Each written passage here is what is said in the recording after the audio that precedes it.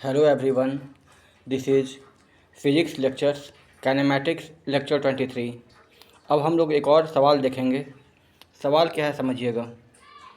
सवाल कह रहा है a car accelerates from rest at a constant rate alpha for some time, after which it decelerates at a constant rate beta to come to rest. If the total time elapsed is t seconds, then evaluate. A में है the maximum velocity reached और b में है the total distance travelled. ध्यान से समझिएगा आप लोग। देखिए हो क्या रहा होगा। सपोज कीजिए कि वो रेस्ट से चलना शुरू किया, एक्सेलरेटेड मोशन है, चल रहा है, और रेट ऑफ एक्सेलरेशन क्या है, वो कांस्टेंट है, वो अल्फ़ा है। यानी कि इक्वेशंस ऑफ मोशन यूज कर सकते हैं। एक्सेलरेटेड है, उसका वेलोसिटी बढ़ेगा बढ़ेगा बढ़ेगा, मैक्सिमम तक पहुंचेगा। उसके बाद डी एक्सेलरेशन शुरू होगा, यानी कि वो कांस्टेंट रेट से डिसेलरेट होगा, यानी कि वेलोसिटी घटना शुरू होगा। ठीक है। और फाइनली वो रेस्ट में जाके रुक जाएगा, यानी कि जब जहाँ तक पहुँचना था मैक्सिमम वेलोसिटी वो पहुँचा, फिर वेलोसिटी कम शुरू हुआ। किस रेट से? बीटा रेट से। यानी कि रेट ऑफ डिसेलरेशन कितना है? बीटा, और जाके रुक गया। तो हम लोग मान लेते हैं कि जिस टाइम तक वो एक्सेलरेटेड है वो मान लिए हैं t1, और जो जिस टाइम तक वो डिसेलरेटेड है बिफोर कमिंग टू रेस्ट उसको मान लिए t2। तो ओवरऑल टाइम ड्यूरेशन क्या हो जाएगा जर्नी का? t1 plus t2। और सवाल में दिया हुआ है कि total time elapsed is small t, यानी कि t1 प्लस t2 का सम t के बराबर होगा। वही लिख दिए हैं t बराबर t1 प्लस t2।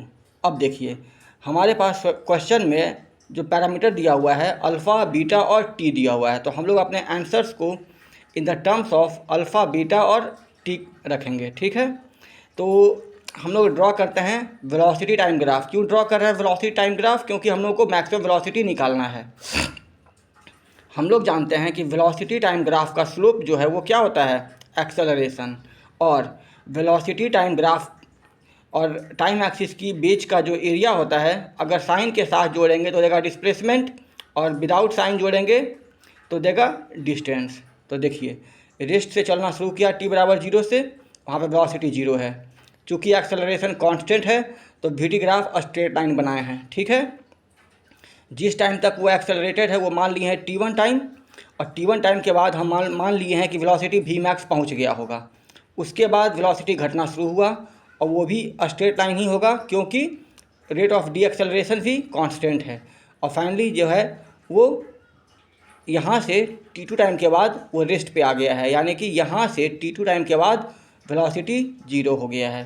तो ये हो गया हम लोग का वी ग्राफ। ठीक है।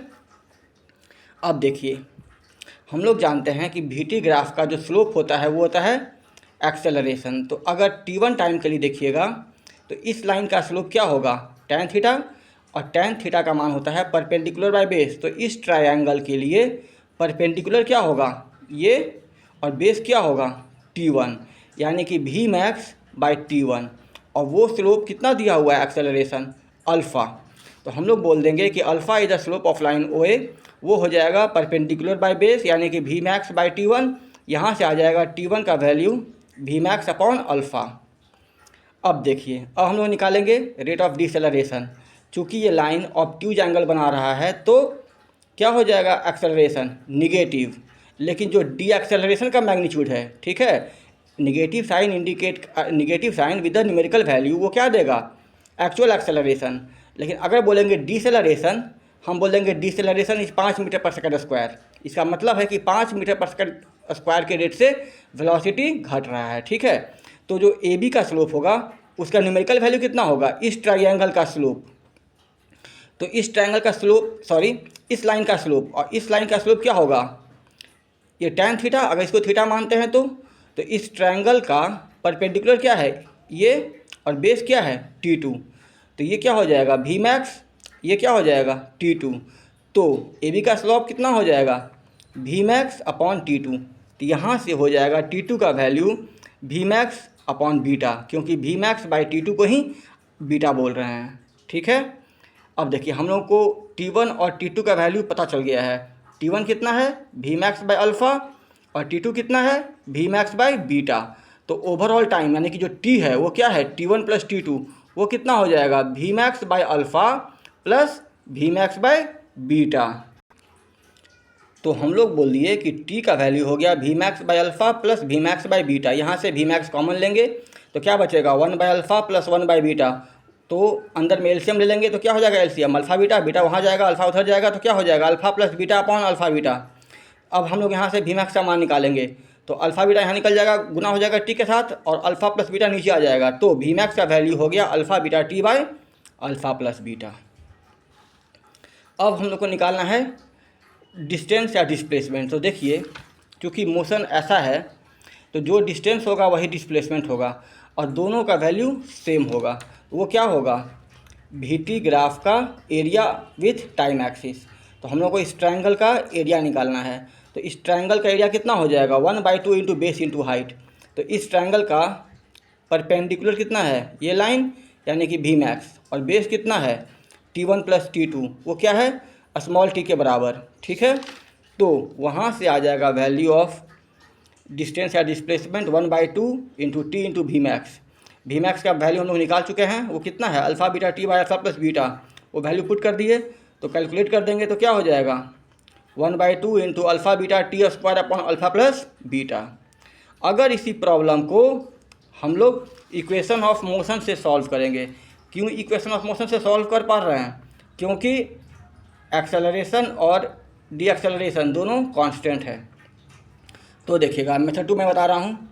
तो पहला लगाएंगे, हम लोग को वी मैक्स निकालना है, तो वी मैक्स निकालना है तो वी का वैल्यू कितना होता है, u प्लस ए टी। तो हम लोग जानते हैं कि रेस्ट से शुरू हुआ था तो u का मान 0 हो गया।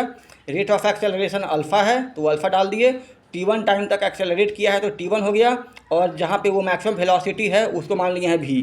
यहाँ से हो जाएगा वी मैक्स का मान अल्फ़ा T1, ठीक है। तो यहाँ से T1 का वैल्यू हो जाएगा वी मैक्स बाई अल्फ़ा। अब हम लोग रिटार्डेशन के टाइम का बात करेंगे, ठीक है। तो फाइनली वो रुक जा रहा है तो v का वैल्यू कितना हो जाएगा 0, और जब वो रिटार्डेड है तब जो वी मैक्स है वो क्या बन जाएगा इनिशियल स्पीड। तो u का मान कितना हो जाएगा वी मैक्स, और किस टाइम के लिए डी एक्सेलरेट किया है T2, वो डाल दिए T2, और रेट ऑफ डी एक्सेलरेशन कितना है बीटा, लेकिन जो एक्सेलरेशन वो नेगेटिव है तो क्या हो जाएगा माइनस बीटा। तो यहाँ आ जाएगा 0 is equal to v max minus beta T2। यहाँ से हो जाएगा T2 का वैल्यू वी मैक्स अपॉन बीटा। अब T1 और T2 को जोड़ देंगे तो ओवरऑल टाइम निकल जाएगा, वो T दिया हुआ है तो T is equal to T1 plus T2। यहाँ से T1 का मान है वी मैक्स बाई अल्फ़ा और T2 का मान है वी मैक्स अपॉन बीटा। फिर से वही सेम कैलकुलेशन, तो वी मैक्स का वैल्यू हो जाएगा alpha beta T upon alpha plus beta. अब हम लोग को निकालना है टोटल डिस्टेंस, और हम लोग क्या करेंगे, डिस्टेंस निकालने के लिए डिस्प्लेसमेंट का फॉर्मूला डाल देंगे, क्योंकि डिस्टेंस और डिस्प्लेसमेंट दोनों यहाँ पे सेम हो रहा है। अब देखिए तो टोटल डिस्प्लेसमेंट कैसे निकालेंगे, एक्सेलरेटेड टाइम का डिस्प्लेसमेंट और प्लस रिटार्डेड टाइम का डिस्प्लेसमेंट। तो देखिए एक्सेलरेटेड मोशन के दौरान इनिशियल स्पीड 0 था तो हो जाएगा ut, यानी कि u 0 तो ut 0 हो गया, प्लस हाफ at स्क्वायर। तो क्या हो जाएगा हाफ, कितना एक्सेलरेशन था अल्फ़ा, कितना टाइम तक एक्सेलरेट किया T1, तो हो जाएगा T1 स्क्वायर, ठीक है। अब रिटार्डेड टाइम के दौरान कितना डिस्प्लेसमेंट या डिस्टेंस ट्रेवल हुआ होगा, वो हो जाएगा ut plus half at square. तो ड्यूरिंग रिटार्डेशन u का मान है वी मैक्स, तो हो जाएगा वी मैक्स, और t का मान है T2, और एक्सेलरेशन कितना है माइनस बीटा, तो हो जाएगा माइनस हाफ बीटा। किस टाइम के लिए डी एक्सेलरेट किया है T2, तो हो जाएगा T2 स्क्वायर।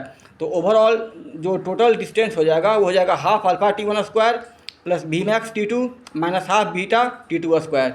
और T1 और T2 का हम लोग वैल्यू जानते हैं, वो पुट कर दिए, तो यहाँ पर हो जाएगा half alpha v max square by alpha square, क्योंकि T1 स्क्वायर है, plus v max square by beta. क्यों, क्योंकि T2 का मान है वी मैक्स अपॉन बीटा, और यहाँ पे एक वी मैक्स पहले से है, तो क्या हो जाएगा v max into v max square upon beta minus half beta. T2 का मान है वी मैक्स अपॉन बीटा, यानी कि v max square by beta square. यहाँ से एक बीटा कट जाएगा, यहाँ से एक अल्फ़ा कट जाएगा, ठीक है। तो ये क्वांटिटी कितना हो जाएगा वी स्क्वायर मैक्स, यानी कि v max square upon beta minus 1/2 v max square upon beta. तो एक में से आधा घटा देंगे तो क्या बचेगा आधा, तो क्या हो जाएगा हाफ अल्फ़ा ऊपर में वी मैक्स स्क्वायर, और यहाँ पे क्या बचेगा half v max square upon beta. दोनों में वी मैक्स स्क्वायर है वो कॉमन लेके बाहर निकाल लेंगे, क्या बचेगा half alpha plus half beta, और वहाँ पे दोनों में हाफ है तो 2 बाहर निकाल लिए, तो अंदर में क्या बचा है 1/अल्फ़ा प्लस 1/बीटा। अब देखिए वी मैक्स का वैल्यू हम लोग को पता था, कितना था, अल्फ़ा, देखिए यहाँ पे निकाल चुके हैं, alpha beta T upon alpha plus beta, sorry alpha beta T upon alpha plus beta. तो उसका स्क्वायरिंग करेंगे तो कितना हो जाएगा, alpha square beta square T square by alpha plus beta का होल स्क्वायर। वो वैल्यू यहाँ पर सब्स्टिट्यूट कर दिए हैं, ठीक है। और यहाँ पे क्या बचेगा, alpha plus beta by alpha beta. तो अब ध्यान दीजिएगा, तो एक अल्फ़ा से एक अल्फ़ा कट जाएगा, एक बीटा से एक बीटा कट जाएगा, यहाँ बचेगा टी स्क्वायर, ठीक है। यहाँ पे एक स्क्वायर और एक अल्फ़ा प्लस बीटा कट जाएगा, तो ओवरऑल वैल्यू कितना आ जाएगा, half alpha beta T square upon alpha plus beta. तो मिलते हैं हम लोग फिर नेक्स्ट वीडियो में, टिल देन थैंक यू।